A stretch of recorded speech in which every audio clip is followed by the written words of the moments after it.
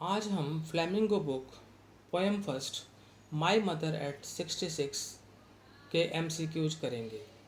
तो स्टूडेंट्स आपको फिर बता देते हैं, today we shall solve flamingo book poem 1 my mother at 66 MCQs। हमारा फर्स्ट क्वेश्चन है, who is the poet of this poem. जो आज हम पोएम करने जा रहे हैं माई मदर एट 66, जिसके MCQs हम कर रहे हैं, और जो ये फ्लेमिंगो की पहली पोएम है, इस कविता के पोएट कौन है। तो स्टूडेंट्स इस कविता की जो है पोएटेस हैं, कवयित्री हैं, उनका नाम है कमला दास। और कमला दास को हम कन्फेशनल पोएट के नाम से भी जानते हैं। ऑप्शंस देख लेते हैं फिर भी, A John Keats, B Rudyard Kipling, C William Wordsworth और डी कमला दास। तो इस कविता की जो कवयित्री हैं उनका नाम है Kamala Das. Option D correct. Now question number 2, what is her work known for.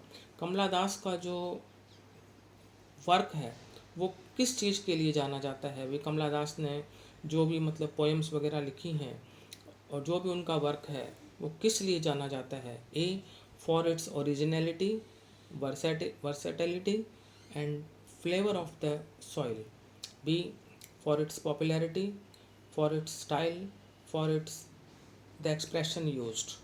I again repeat the options. A for its originality, comma versatility, जो स्टाइल जो है जैसे होते हैं वर्सेटाइल स्टाइल है, जैसे वर्सेटाइल बोलते हैं हम, उसी तरह से ये वर्सेटिलिटी है। And flavour of the soil. B for its popularity, उसकी लोकप्रियता के लिए। फॉर इट्स स्टाइल, उसकी शैली के लिए। D for the expressions use, जो उसमें अभिव्यक्तियाँ यूज़ की गई हैं वो। तो स्टूडेंट्स ओरिजिनलिटी का मतलब होता है मौलिकता, और वर्सेटिलिटी का मतलब होता है शानदार, बेहतरीन, और फ्लेवर ऑफ द सॉइल जिसमें जो है मिट्टी की सुगंध आए। तो स्टूडेंट्स जो कमला दास का जो वर्क है वो जाना जाता है for its originality, versatility and flavour of the soil. A option is correct. Now question number 3, in which languages has Kamala Das written stories and novels. Kamala Das ने कहानियाँ और नॉवेल्स जो हैं वो कौन सी भाषा में लिखे हैं। हमसे पूछा गया है, in which languages has Kamala Das written stories and novels. जो पोइटेस हैं कमला दास, उन्होंने जो स्टोरीज और नॉवेल्स लिखे हैं वो कौन सी भाषाओं में लिखे हैं। ए इंग्लिश और Tamil, B English and Hindi, C English and Urdu, D English and Malayalam. Students correct answer is option D, English and Malayalam. Kamala Das has written stories and novels in English and Malayalam languages. Now see question number 4. What is the significance of the title My Mother at 66? इस poem का जो title है माई mother at 66, इसका जो शीर्षक है माई mother at 66, इसका significance क्या है, इसका महत्व क्या है। A poet's fear of losing her old mother, poet का भय अपनी ओल्ड मदर को खो देने का। B poet's fear of moving fast, poet का फियर तेज चलने का, तेज़ी से बढ़ने का। C poet's inability to express her feelings, poet की अपनी भावनाओं को एक्सप्रेस करने में असमर्थता के बारे में।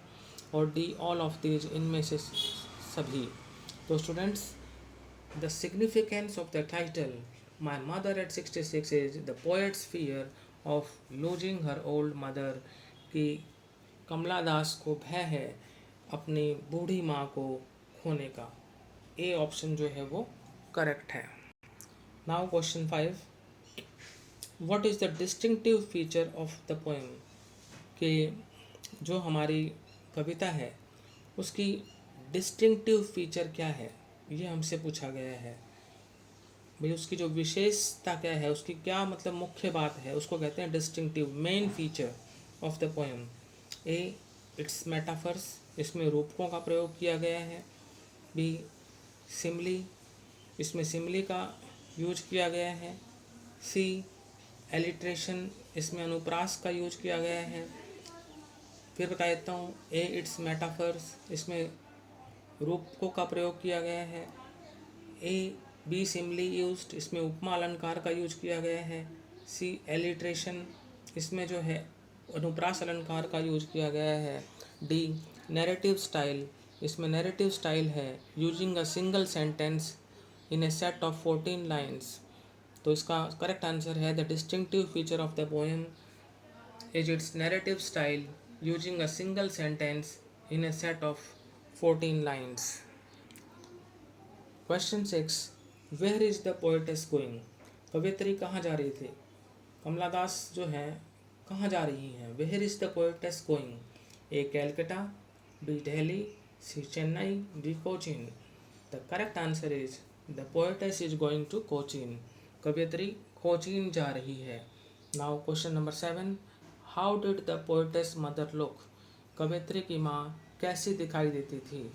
यानी उनको जो दिखने में वो कैसी लग रही थी, क्यों कारण क्या था कि वो बीमार थी, उनका चेहरा जो है पीला पड़ा हुआ था, सिकली थी वो, तो कैसी दिखती थी कवियत्री की मदर, ये पूछा गया है. A option sickly, B pale, C both A and B or D none of this. तो करेक्ट आंसर है स्टूडेंट इसका option C, both A and B. Means the poetess mother looked sickly as well as pale. That's why the answer is option C, both A and B. Now coming to question number 8. With whom did the poet compare her mother to? कवियत्री अपनी माँ की तुलना किसके साथ करती थी? ए summer moon के साथ, बी स्प्रिंग मून, सी ऑटम मून और D the winter moon. Summer माने ग्रीष्म, स्प्रिंग माने बसंत, ऑटम माने पतझड़, विंटर माने शरद. तो स्टूडेंट्स जो विंटर मून होता है वो सर्दी का मून, स्प्रिंग मून बसंत का मून, समर मून ग्रीष्म का मून, ऑटम मून पतझड़ का मून. मून मीन्स चंद्रमा. तो the poetess compared her mother to the winter moon. D option is correct. Now question number 9. What does this narrative style of the poem signify? ये जो वर्णनात्मक शैली है कविता की, ये क्या सिग्निफाई करती है या किस महत्व के बारे में बताती है? नैरेटिव स्टाइल कहते हैं वर्णनात्मक शैली. ए है डिफरिंग थॉट्स, अलग अलग विचार. बी मैनी थॉट्स, बहुत सारे विचार. सी कॉन्ट्रास्टिंग थॉट्स, विरोधाभास भरे विचार. और D a single thread of thought, एक सिंगल थ्रेड, एक मतलब जिसको कहते हैं ना अकेला धागा, विचारों का एक अकेला धागा. मिक्स्ड विथ हार्श रियलिटीज, जो कि कठोर वास्तविकताओं से मिश्रित है. तो a single thread of thought mixed with harsh realities. This narrative style of the poem signifies a single thread of thought mixed with harsh realities. Option D is correct. Now see question number 10. What is the main idea of the poem? जो कविता है उसका मुख्य विचार क्या है, उसका मुख्य केंद्र बिंदु क्या है, उसका सेंट्रल आइडिया क्या है? ए पेनफुल ओल्ड एज, दर्दनाक बुढ़ापा. बी डिसकलरेशन ऑफ स्किन, जिसमें जो खाल का जो कलर है वो डिसकलरेशन हो जाता है उसके अंदर खाल में. सी केयरलेसनेस ऑफ ए डॉटर, बेटी की लापरवाही. डी लैक ऑफ स्ट्रेंथ, शक्ति का अभाव. तो स्टूडेंट्स इस कविता का जो मेन आइडिया है वो पेनफुल ओल्ड एज ही है कि कवित्री की जो मदर है वो ओल्ड एज से ग्रस्त है. जब भी कह रखा है कि माई मदर एट 66 मीन्स उनकी मदर की जो एज है वो 66 है और वो बीमार हैं, वो सिकली हैं, वो पेल हैं और उस कवित्री को दर्द है, इस बात का दुख है कि भाई कहीं उसकी मदर को वो खो ना दें और साथ साथ में उसको अपनी ड्यूटीज भी करनी है. तो आप देखें इसका जो मेन आइडिया है वो यही है, painful old age. A option जो है वो करेक्ट है. Now question number 11. What is the familiar एक? फेमिलियर एक का मतलब होता है परिचित, जिसको हम जानते हैं, और एक का मतलब दर्द. ए option her childhood fear of losing her mother, उसका बचपन का भय कि कहीं वो अपनी माँ को खो न दे. B her mother's weak health, उसकी माँ का कमज़ोर स्वास्थ्य. सी हर ड्यूटीज, उसके कर्तव्य। डी हर हेल्पलेसनेस, उसकी निस्सहायता। तो स्टूडेंट्स, जो इस पोएम में जो फैमिलियर एक है, जो परिचित दर्द है, जो जानती है कवित्री इस दर्द के बारे में, वो ये है कि जो उसका बचपन का ही वह है अपनी माँ को खो देने का। ए ऑप्शन जो है वो करेक्ट है। C now question 12, what did the poet realise with pain? कवित्री दर्द से क्या एहसास करती है? A her mother's appearance like a looks like a corpse, her mother's appearance like a corpse, या her mother's appearance looks like a corpse. B she is inconsiderate, C old age is pleasant, D she has duties. Question है हमारा कि कवियत्री दर्द से क्या महसूस करती है, या दर्द से कवियत्री को क्या एहसास होता है। ए ऑप्शन है कि उसकी जो मदर का जो चेहरा है वो एक कॉर्प्स की तरह लगता है। जैसे जब आदमी जब मृत हो जाता है तो उससे उसको हम कॉर्प्स कह देते हैं, लाश कह देते हैं। तो कह देते हैं कि her mother's appearance like a corpse, ऐसा दिखता है कि अब वो मृत जैसी स्थिति में है, मीन्स पता नहीं वो जिएगी या नहीं जिएगी। तो उसका जो मदर का अपीयरेंस जो है वो कॉप्स की तरह है। दूसरा है सी इज इनकंसिडरेट, कि वह असंवेदनशील है। C old age is pleasant, कि जो बुढ़ापा जो है वो सुखद होता है। D she has duties. Correct answer her mother's appearance like a corpse. Now 13th question, what does ashen face signify? जो एशन फेस जो यूज किया गया है यहाँ पर टर्म, ये क्या सिग्निफाई करता है, इसका क्या महत्व है? A colour of face, face का रंग। B face is covered with ash, जो चेहरा है वो राख से ढक दिया गया हो। C pale and lifeless face of poet's mother, pale पीला, लाइफलेस बेजान चेहरा, face means of poet's mother, कवित्री की माँ का पीला पड़ा हुआ तथा बेजान चेहरा। D to show ugly face, भद्दा चेहरा दिखाना। तो आपको आंसर समझ में आया गया होगा।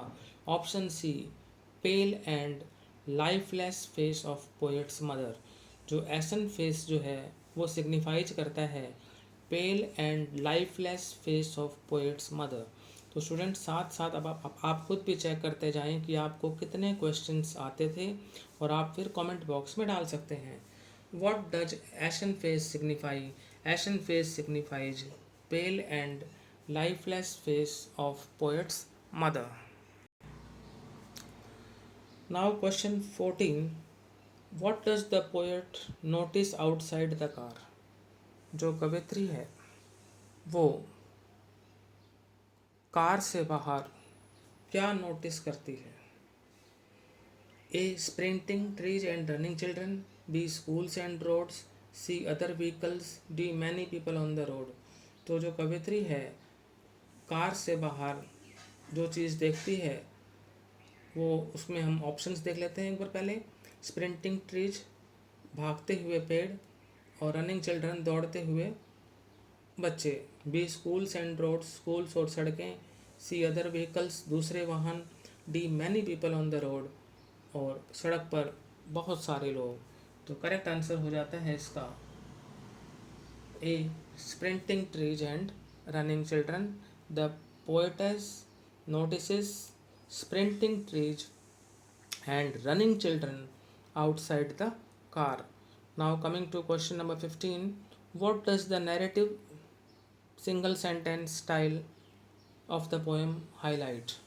जो नैरेटिव सिंगल सेंटेंस स्टाइल है पोएम की वो क्या हाईलाइट करती है, वो क्या प्रदर्शित करती है? ए पोएट्स फीलिंग्स, कवि की भावना, कवित्री की भावनाएं। बी पोएट्स इनसिक्योरिटीज, कवित्री की असुरक्षा की बातें, इनसिक्योरिटीज होता है असुरक्षा। सी पोएट्स थॉट्स, कवित्री के विचार। और डी पोएट्स इंटरट्विनिंग थॉट्स, कवित्री के अंदर चल रहे विचार, जो अनेक विचार जो है कवित्री के मन में आते हैं जो एक दूसरे से जुड़े हुए हैं। तो इंटरट्विनिंग थॉट्स जो हैं यही इसका आंसर है, poets इंटरट्विनिंग thoughts. The narrative single sentence style of the poem highlights poet's intertwining thoughts. Now question 16. What does the poem revolve around? Poem किस चीज़ के आसपास घूमती है? ए पोएट्स फियर्स, कवित्री के भय के बारे में। B poet's love for her mother, कवित्री के अपनी माँ के प्रति प्यार के बारे में। C theme of old age, बुढ़ापे की विषय वस्तु के बारे में। डी ऑल ऑफ दीज, ये सारे, इन सभी।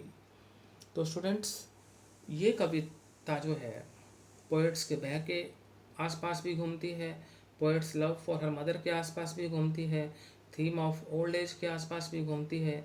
तो करेक्ट आंसर क्या हो जाएगा? All of these. D option right है। Now C question number 17. Why does the poet feel scared? कवियत्री भयभीत क्यों महसूस करती है? A because of her duties and commitments, अपने कर्तव्य और जो उसकी कमिटमेंट्स हैं, जो कार्य उसे करने हैं जिनसे वो जुड़ी हुई है, तो जो भी उसकी ड्यूटीज हैं, जो उसकी कमिटमेंट्स हैं, उसकी वजह से। B because of her job, अपनी नौकरी की वजह से। C because of her children, अपने बच्चों की वजह से। D because of her mother's deteriorating health, अपनी माँ के गिरते हुए स्वास्थ्य की वजह से। तो क्लियर आंसर है because of her mother's deteriorating health, उसकी माँ का जो स्वास्थ्य जो है वो दिन प्रतिदिन जो गिरता जा रहा है, उसकी वजह से जो है कवित्री जो है भयभीत है। The poetess feel scared because of her mother's deteriorating health. Option D correct.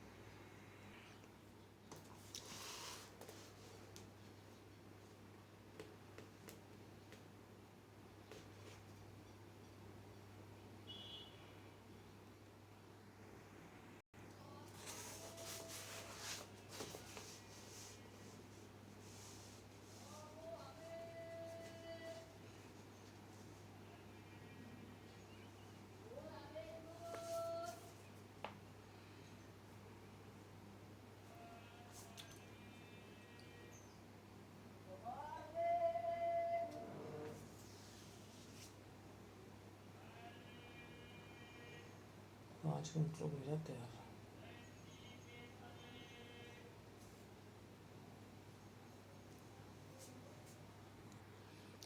See now question 22. What do the running trees signify? जो रनिंग ट्रीज हैं, जो भागते हुए जो पेड़ हैं, कभी को ऐसा लगता है जब कार में जाती है वो, कि जैसे मान लो जो है पेड़ जो हैं वो दौड़ रहे हैं, जबकि पेड़ तो वही हैं, कार आगे चल रही है, लेकिन कभी को ऐसा प्रतीत होता है कि जो पेड़ जो हैं वो रन कर रहे हैं। तो ए फास्ट मूविंग अपीयरेंस, तेज़ी से चलता हुआ appearance. B speed of the moving car, car की स्पीड। C fast moving change in human life from childhood to old age, fast moving change तेज़ी से आता हुआ बदलाव मानव जीवन में बचपन से लेकर बुढ़ापे तक। D none. तो students, the running trees signify fast moving change in human life from childhood to old age. हमसे पूछा गया है कि जो रनिंग ट्रीज हैं वो क्या बताते हैं, उनका क्या महत्व है? उनका महत्व ये है कि वो ये बताते हैं कि मानव की ज़िंदगी में तेज़ी से परिवर्तन होता है, कि बचपन से बुढ़ापा आ जाता है। अब बढ़ते हैं हम अगले क्वेश्चन की तरफ। क्वेश्चन नंबर 23 है हमारा, what do the parting trees, what do the parting words, शब्द पार्टिंग वर्ड्स होते हैं जब हम किसी व्यक्ति से जुदा होते हैं, तो उस समय जो शब्द कहे जाते हैं उनको पार्टिंग वर्ड्स बोलते हैं। और पार्टिंग वर्ड्स क्या थे? सी यू सून अम्मा, जल्दी ही मिलेंगे अम्मा।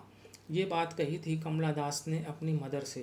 These parting words were spoken by Kamala Das, C see सून अम्मा। और ये क्या सिग्निफाई करते हैं, ये हमसे पूछा गया है। तो ऑप्शंस हैं हर केयरलेसनेस, उसकी जो है लापरवाही, B her optimistic farewell full of cheerfulness, उसका आशावादी फेयरवेल, फेयरवेल मीन्स जुदा होना, और जो कि फुल ऑफ चीयरफुलनेस है, जो कि प्रसन्नता से भरा हुआ है। जब वो अपनी माँ से विदा होती है उस समय वो ये शब्द कहती है, सी यू सून अम्मा, और वो उसकी एक ऑप्टिमिस्टिक फेयरवेल के बारे में बताता है जो कि फुल ऑफ चीयरफुलनेस है। यही आपका आंसर है। अदर ऑप्शंस हैं, C bids goodbye like this, इस तरह से वो गुड बाय कहती है।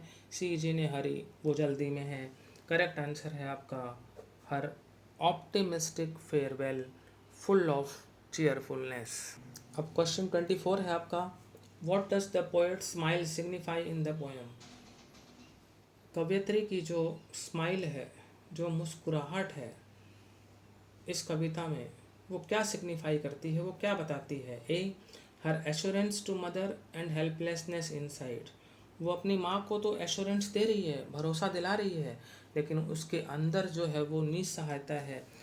एश्योरेंस यही है कि भाई वो अपनी माँ से मिलने आएगी, अपनी माँ की देखभाल करेगी, लेकिन अंदर उसको ये लगता है कि पता नहीं फिर वो कब मिल पाएगी अपनी माँ से, क्योंकि उसकी अपनी कमिटमेंट्स हैं, अपनी ड्यूटीज़ हैं, तो वो हेल्पलेस भी है। तो उसके अंदर जो है हेल्पलेसनेस भी साफ दिखाई देती है। तो पोइट्स की जो स्माइल है वो यही दिखाती है, her assurance to mother and helplessness inside. ये आपका करेक्ट आंसर है। अदर ऑप्शन है, सी हैज ए रिस्पॉन्सिबिलिटी, उसकी जिम्मेदारी है। C has to do her duty first, कि उसे पहले अपना कर्तव्य निभाना है। D she is a loving daughter, कि वो एक प्यारी बेटी है। तो A option her assurance to mother and helplessness inside correct है। The poet smile signifies in the poem her assurance to mother and helplessness inside. Now coming to our last question, what is the universality of the theme of the poem. कविता की जो विषय वस्तु है उसकी सार्वभौमिकता क्या है। What is the universality of the theme of the poem, कविता की विषय वस्तु की सार्वभौमिकता क्या है। ए डेथ इज़ ट्रुथ, मृत्यु सच्चाई है। B life is a reality, जीवन वास्तविकता है। C everyone is happy, प्रत्येक खुश है। और D to show old age. तो यूनिवर्सलिटी जो है उसकी जो थीम है पोएम की, उसकी क्या मतलब इसमें बताया गया उसके बारे में, वो ये है कि मृत्यु जो है वो सच्चाई है। What is the universality of the theme of the poem, कविता की विषय वस्तु की सार्वभौमिकता क्या है। तो कविता की विषय वस्तु की सार्वभौमिकता ये है कि डेथ इज ट्रुथ, ये करेक्ट आंसर है। बाकी जो है लाइफ इज ए रियलिटी, जीवन वास्तविकता है। एवरीवन इज हैप्पी, प्रत्येक खुश है। टू सो ओल्ड एज, बुढ़ापा दिखाने के लिए, सब गलत है। तो universality of the theme of the poem is death is truth. तो स्टूडेंट्स, आज हमने flamingo book poem number 1 my mother at 66 उसके 25 मोस्ट इम्पॉर्टेंट MCQs किए। उम्मीद करते हैं कि आपको ये सारे MCQs अच्छे से समझ में आ गए होंगे। यदि आपको हमारा वीडियो अच्छा लगा तो इस वीडियो को लाइक करें, शेयर करें और हमारे चैनल को सब्सक्राइब करें। Thank you.